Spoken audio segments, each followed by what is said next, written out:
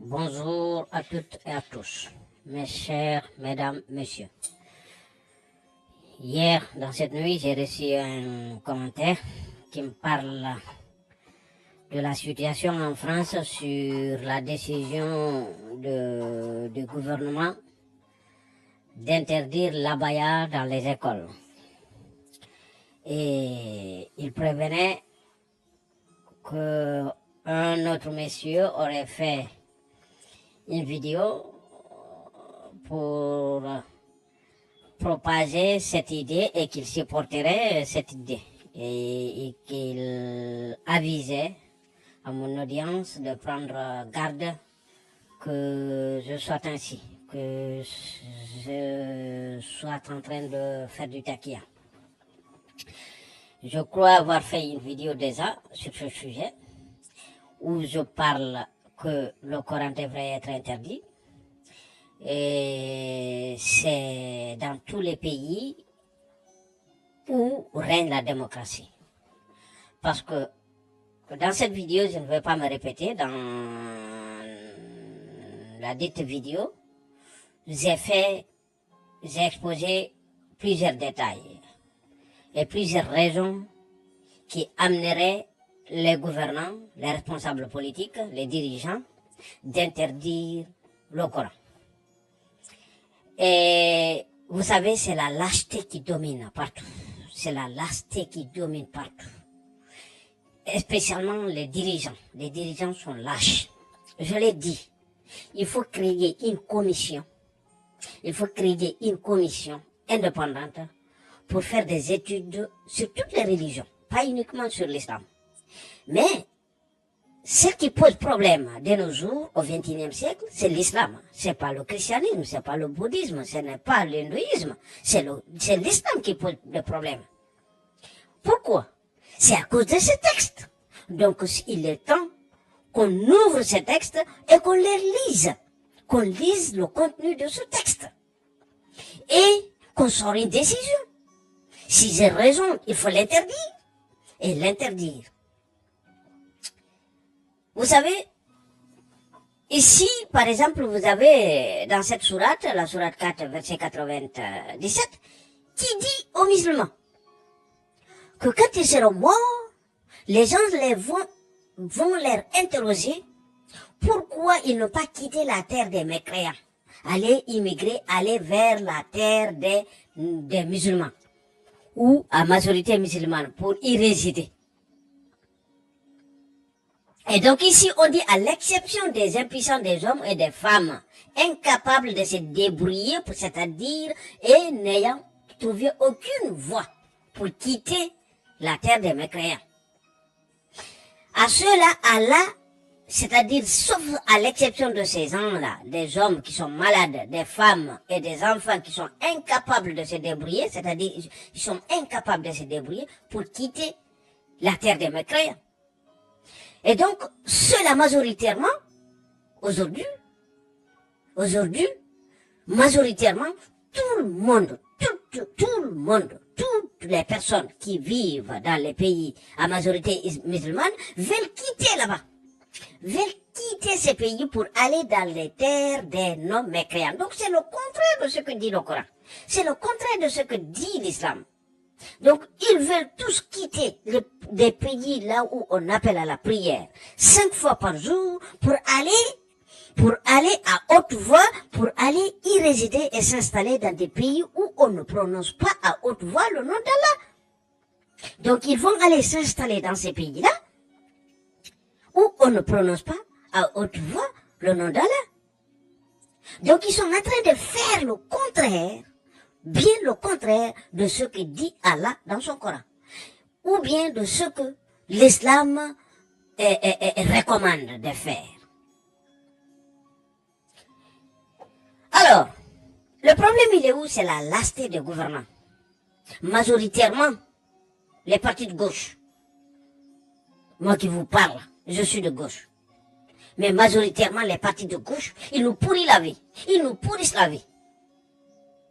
Parce qu'ils sont là. J'ai regardé dans les infos. Il y a Il y a déjà un parti, je vais pas m'attaquer à un parti politique, je vais pas dire le nom, qui dit vouloir déposer une requête contre le gouvernement pour avoir dit de vouloir interdire l'abaya dans les écoles.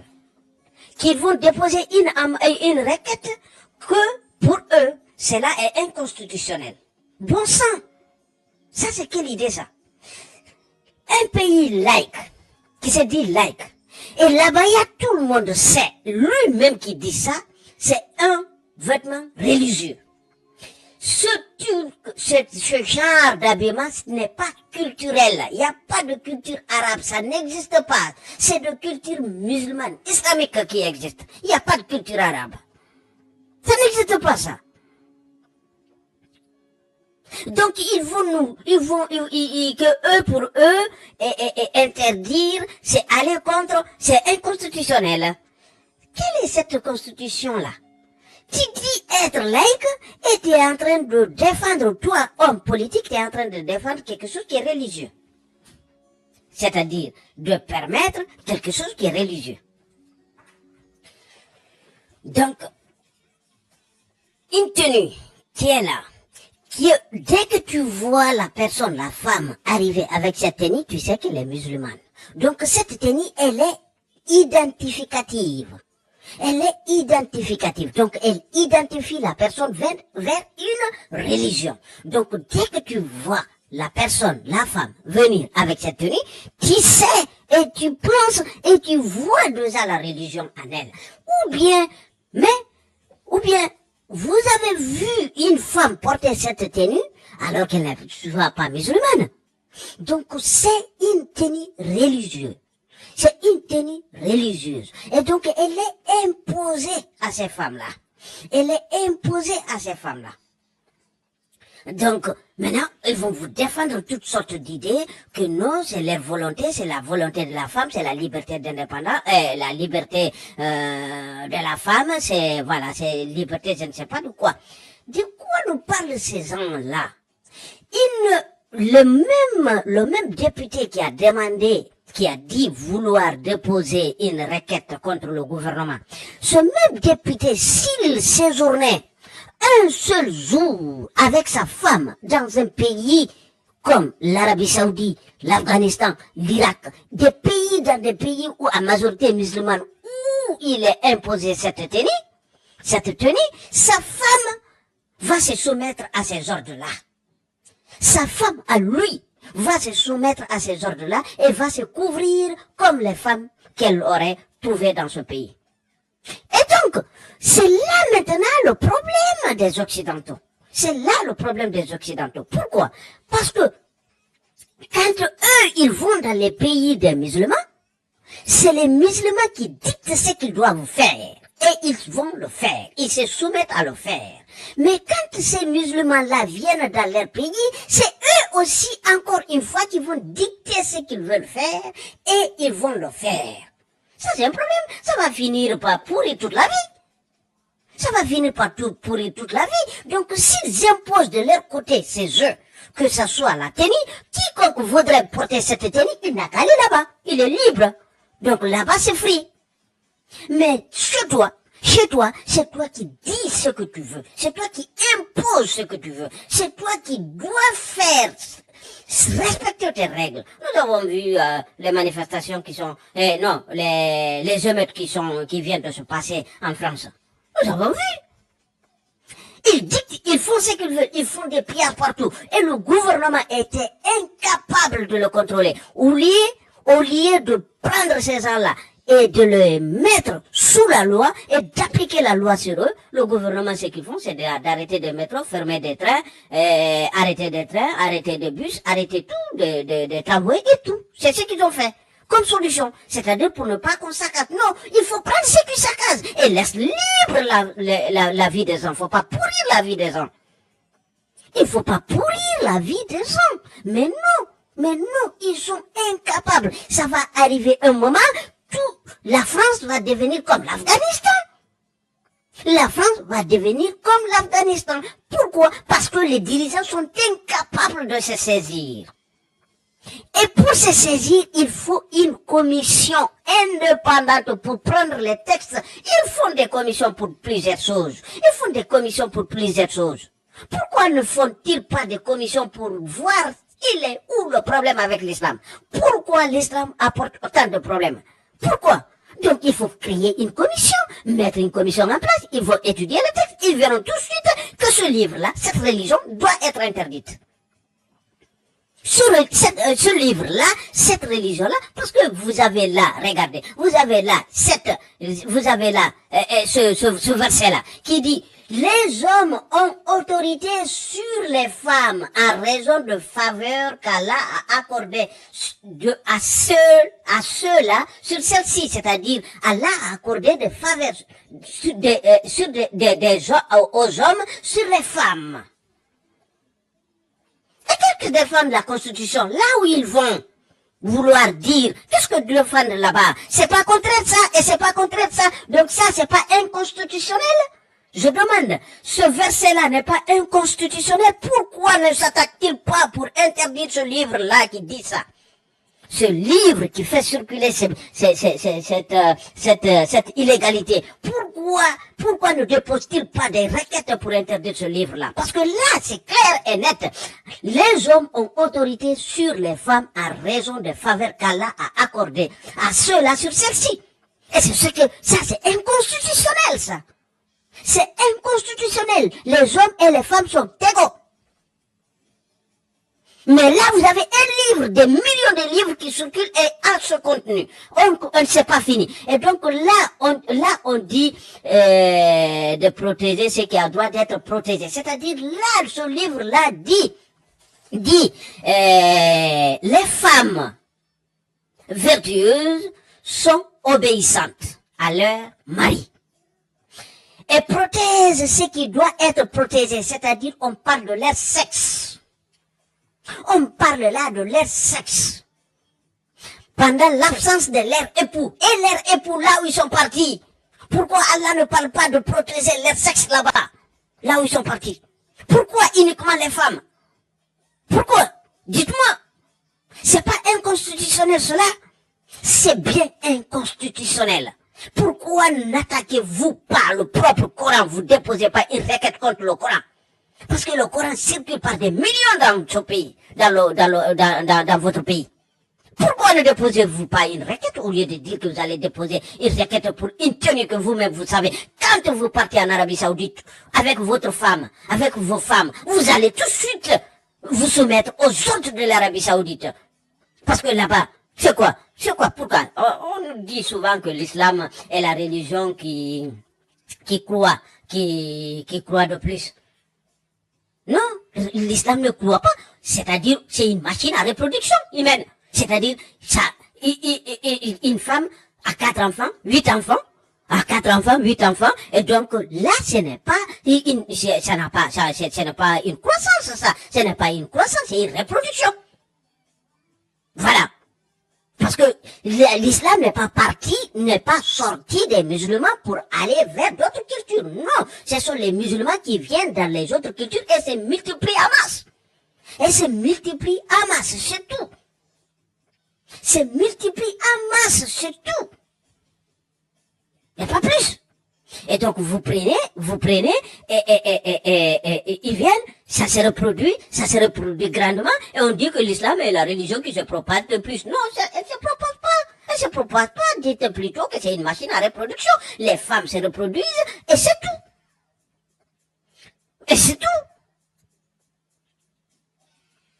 Donc on continue, et puis, ensuite, on dépose pas, on parle là, voyez, regardez, on parle en l'absence de leur époux. Pourquoi on n'est pas, quand l'époux est absent, lui aussi il est parti quelque part. Et là où il est parti, pourquoi Allah ne parle pas de que eux aussi ils protègent le paquet qu'ils ont?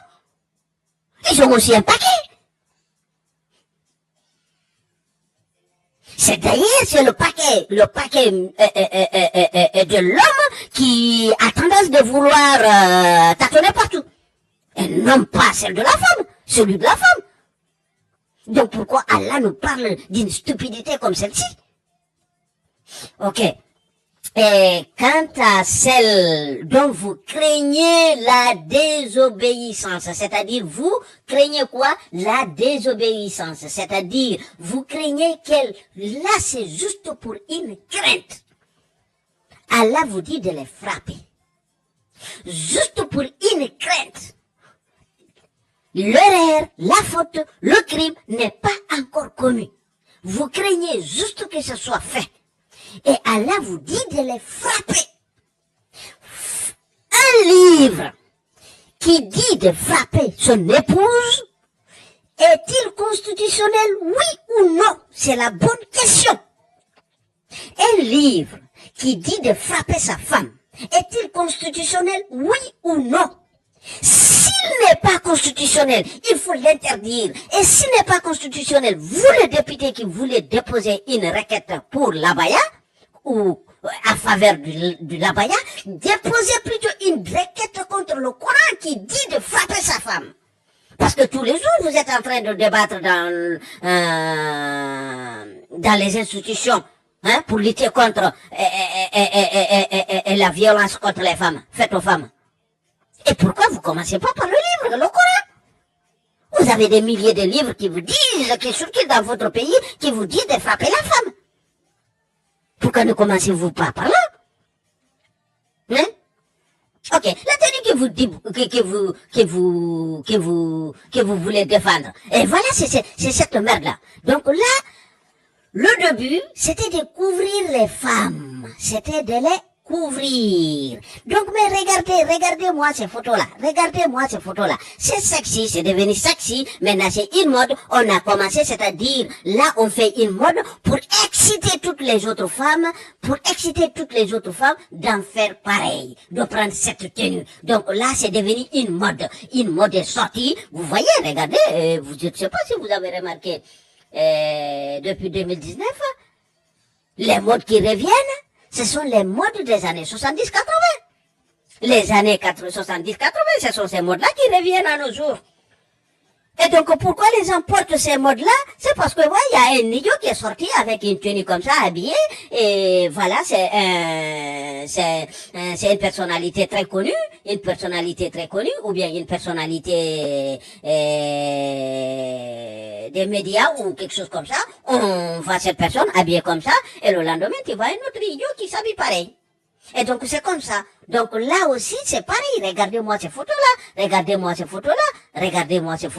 Hein? Donc, ça, c'est la tenue d'Allah. Et qu'est-ce que Allah nous dit à travers ça? Donc, c'est-à-dire là, regardez-moi ça là. On va tout. Donc, là, l'idée, c'était quoi? C'était de les couvrir, qu'on ne voit pas leur visage. Pas du tout. C'était ça, l'idée. Allah, c'est ce qu'il a recommandé. C'est de les mettre dans un sac, comme les Afghans. Ok?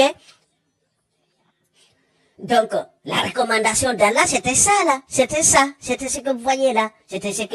Et non pas ça. Et non pas ça. Et donc, là, Allah a échoué. Parce que maintenant, sa tenue qu'il a envoyée pour couvrir le corps de la femme,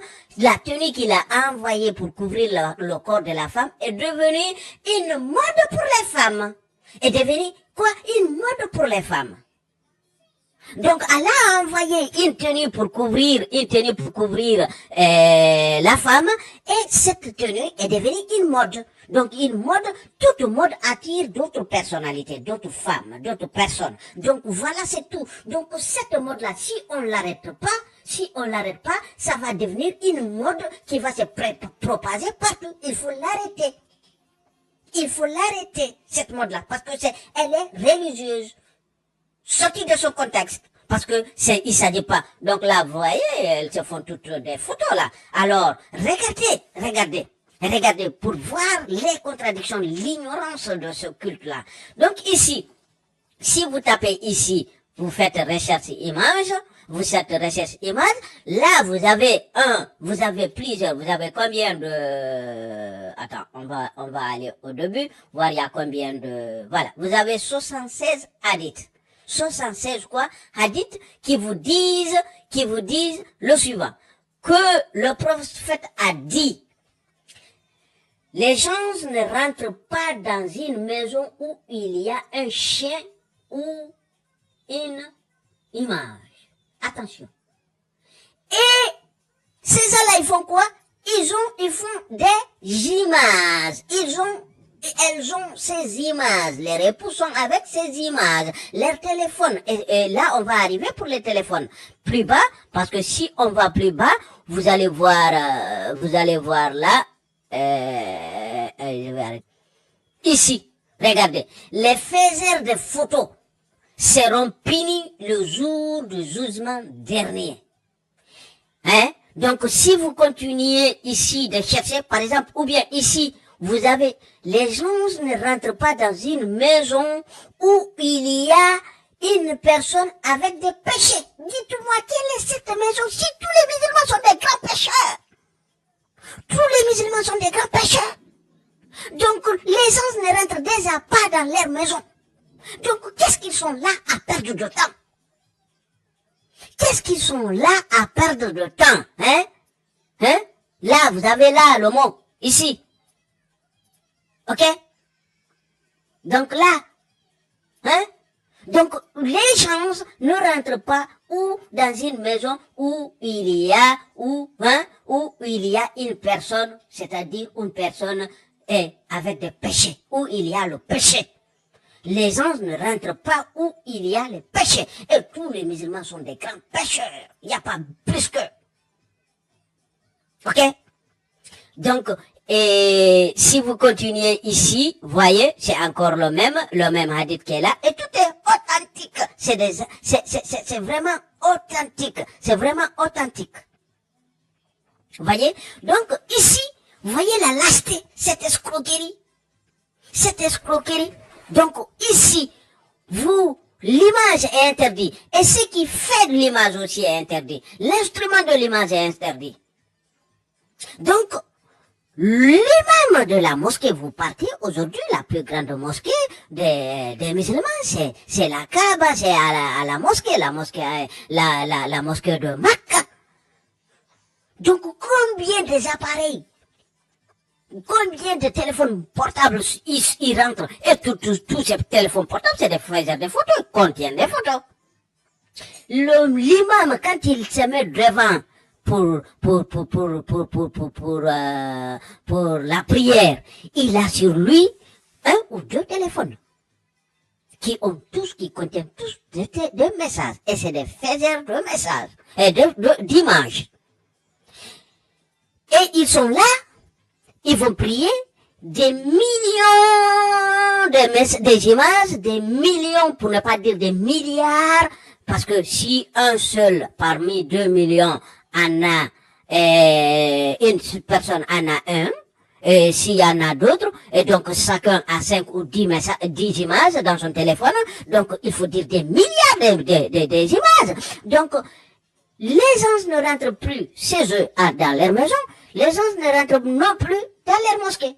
Donc, qui est-ce qui prend en compte ce qu'ils font? Si ce qu'ils font, sauf s'ils le font dans les rues, et dans les rues, c'est plein aussi d'images, partout. Partout, il y a des images partout. Donc, vous voyez bien que ça, c'est pas omniscient, c'est des drogués qui ont fait des textes, et des idiots sont là en train de suivre ce texte-là. Aveuglement. Donc, ça doit s'arrêter. Donc, ici, ça devrait être comme ça. Mais, on a transformé à ça pour exciter plus de monde. Ok? Vous voyez? Donc, toutes ces femmes-là, hein, elles portent cette tenue soi-disant qu'elles sont religieuses, alors qu'elles vont cramer un affaire. Parce que c'est ce que Allah dit. Elles font des photos. Pourquoi? Regardez. Elles font des photos. Regardez. Regardez-moi ça là. Regardez-moi ça là. Hein? Ça, c'est quoi ça là? C'est quoi ce truc là? Hein? Elles font des photos. Regardez-moi ce truc là. Cette idiotie là. Regardez-moi ça. Hein? Regardez-moi cette idiotie là. Hein? Regardez-moi ça. Hein?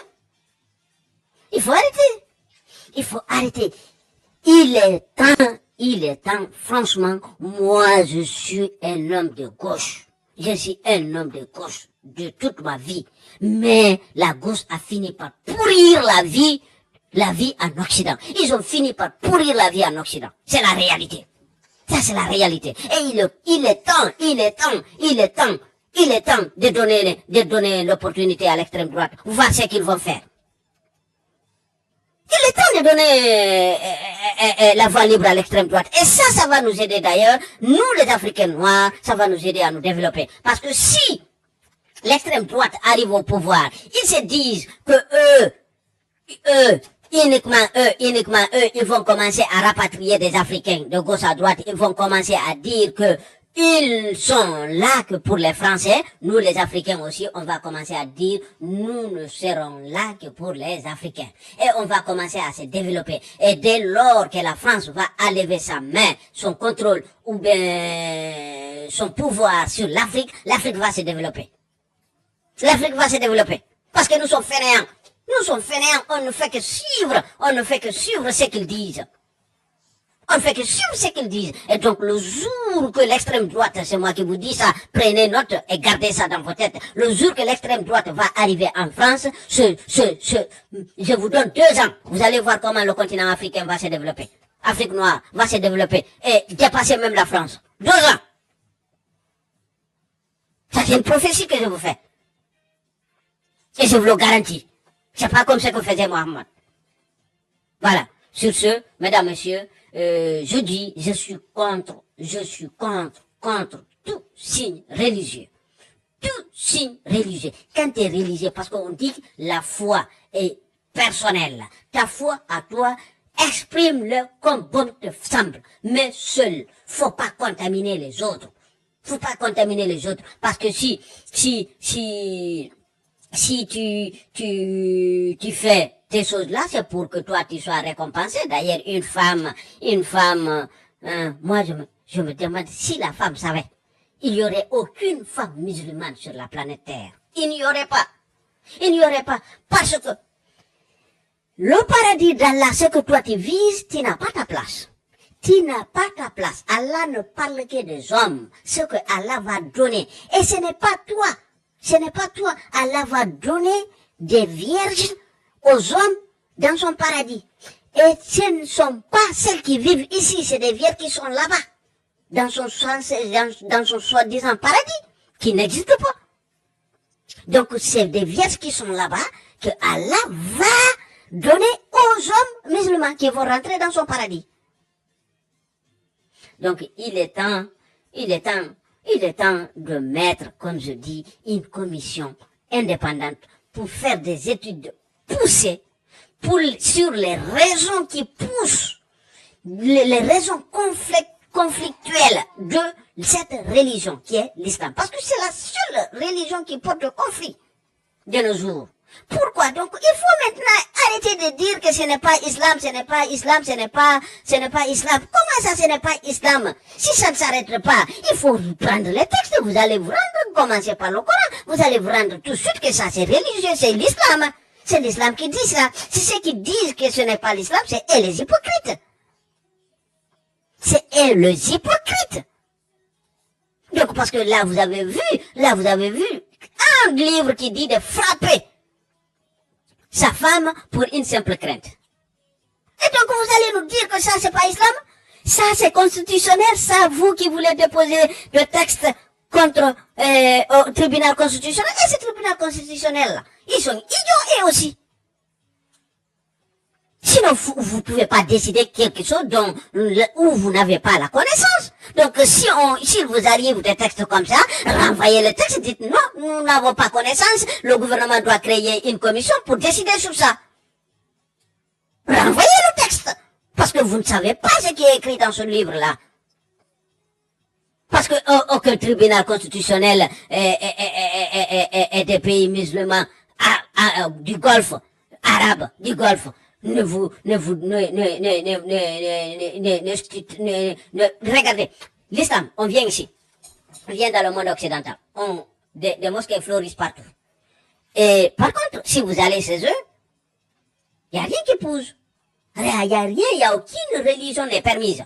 Aucune autre religion n'est permise. Et ici, on va vous défendre le droit et la démocratie, le droit. Donc, ce droit et démocratie qui est absent chez eux, ils viennent vous l'imposer.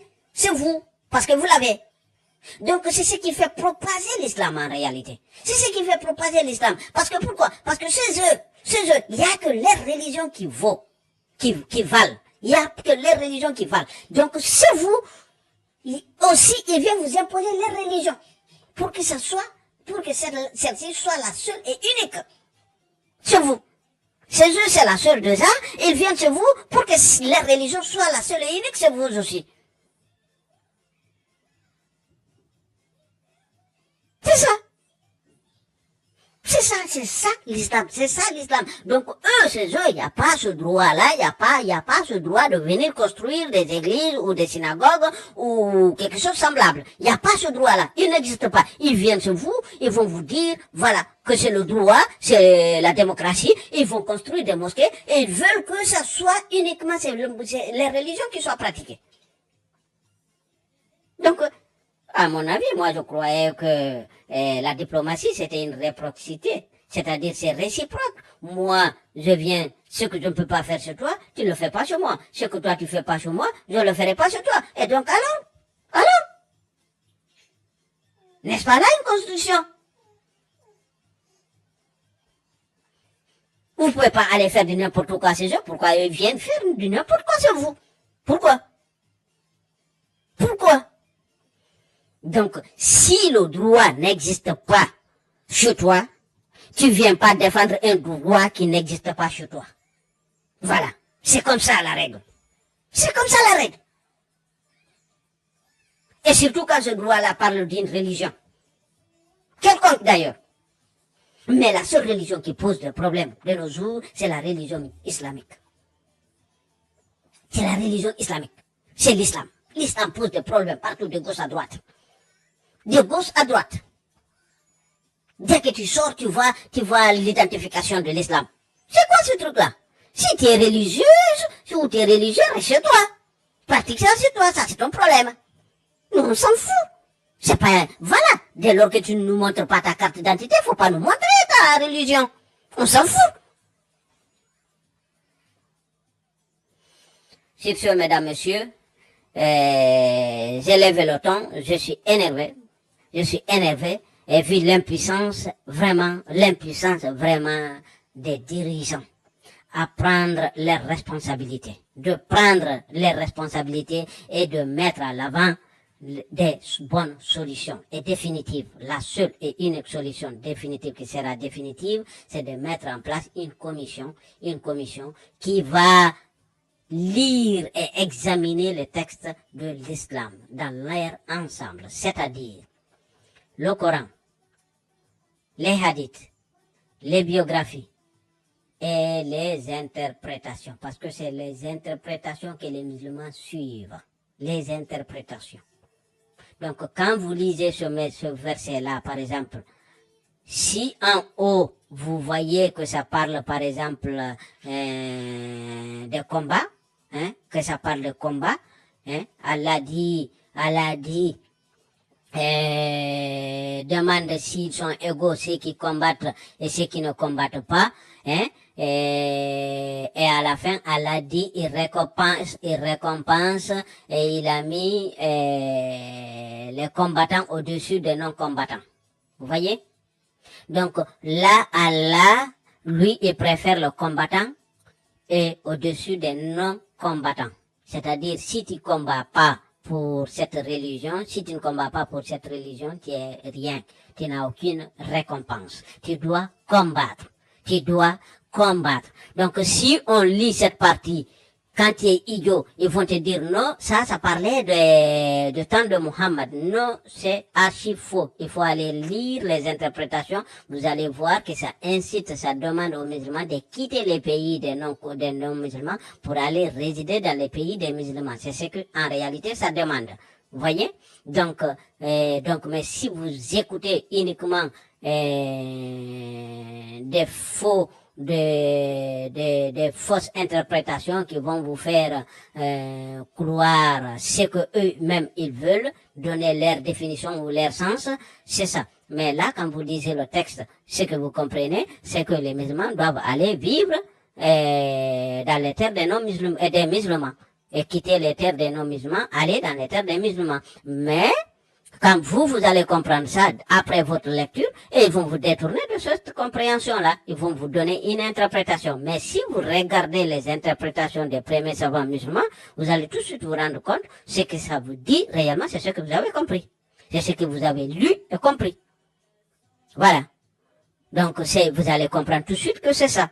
Donc là, maintenant, un livre qui demande le combat, et on vous dit que c'est Allah. Quel est l'intérêt d'un Dieu divin de combat? Toi, tu es le Tout-Puissant. Tu es le Tout-Puissant. Pourquoi as-tu intérêt des combats? Des combats, c'est-à-dire les combats n'importe quoi. Si tu veux quelque chose, tu ne peux pas l'avoir sans combattre. Tu ne peux pas avoir quelque chose sans combattre, alors que tu es divin, tu es omniscient, tu es omnipotent, tu es omnipuissant. Tu es tout le Tout-Puissant. Le Tout-Puissant, toi, tu as besoin d'une infime minorité de personnes de combattre pour toi, alors que tu es Tout-Puissant. C'est toi qui détiens le monopole de la puissance, le monopole de la force. C'est à toi le monopole du combat. Pourquoi tu vas demander aux gens de combattre pour toi?